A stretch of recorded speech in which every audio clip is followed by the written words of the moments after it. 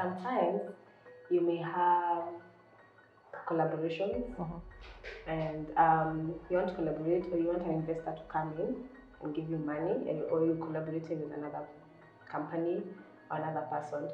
So it's good to have non-disclosure agreements, because your company it's trading, and it has trade secrets, and you can have confidential information that you're passing from one person to the other. So it's good to also have NDAs in place, that's non-disclosure agreements or confidentiality agreements in place. If an investor is coming in, someone just giving you money doesn't want to be called an investor, because you see an unfair pesa too. So we need to have investors agreement in place. And I keep telling startups and companies that are looking for funding to let a lawyer review, and a competent commercial lawyer like you, please, to review that investor agreement, so that it protects you, because at that point you are the timid one, you're the one asking for funding. So the investor, I'll call them the big bad wolf, is coming in and giving you money and will dictate terms.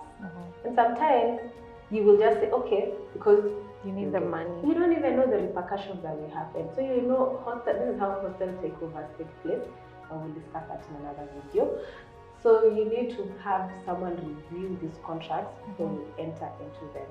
And it's very beneficial if someone prepares the contracts for you, a lawyer prepares the contracts for you, advises you on the obligations and the rights that are in the contract, and then now you're comfortable. And even what certain clauses mean. I think we get this a lot, where we see clients who come with ChatGPT or Google contracts. ChatGPT contracts. And the governing law is the laws of New York. I'm telling you, and you're not even aware. You've just signed a contract. So when things go bad, governing law has said it's New York. You have to go and litigate that matter in New York. So lovely. And you have said the business is happening in Kenya, so governing law should be Kenyan. So these are some of the things you need to look at, and some of the clauses you need to look at. And we are able, if you come to us, we are able to advise you on the best practice and the best clauses to put in any type of contract that you may need. Right. Sometimes what I find other businesses and business owners forget is there's compliance even with specific sectors and specific industries. Just like for us, for advocates, for example, every year you need to take out practicing certificates. I know with doctors and people in the medical industry, they're also heavily regulated, and compliance is determined by the medical board, and so forth and so forth.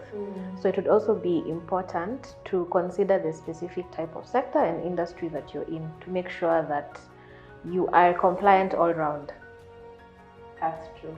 So get your licenses in order. Basic license for doing business is a business license issued by your county government. And then from that, depending on your sector, get the relevant licenses. Also, another key compliance issue is insurance. It's good to insure your business. So insure the premises. Like we saw Ibrahim's went up in flames the other day, for example. If they hadn't insured their business, terrible loss. That's a terrible loss. So another form of compliance, which most people in business are not aware of, is that the company's registrar expects you to file annual returns every year. Annual returns basically just states the position the company is in terms of directorship and shareholding. Or has the company moved? Has it changed addresses? So you need to declare every year the position of the company, and this is different from the tax returns. And in that breath, you also need to declare if there's any change of directorship or shareholding to the company registrar. So this is a change of shareholding. Sometimes you say companies, a director left, right, or a shareholder left, and you didn't update it in the records.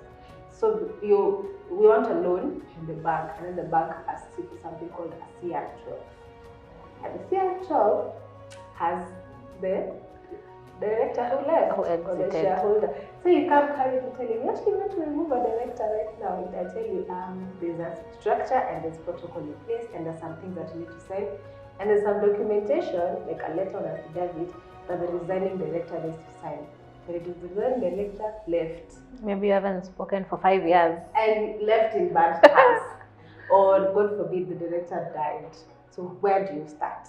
So it's good to, whenever something happens in the company, it's good to update the records at the company registrar immediately. And this will make your life easier and also make the company's life and processes easier for you.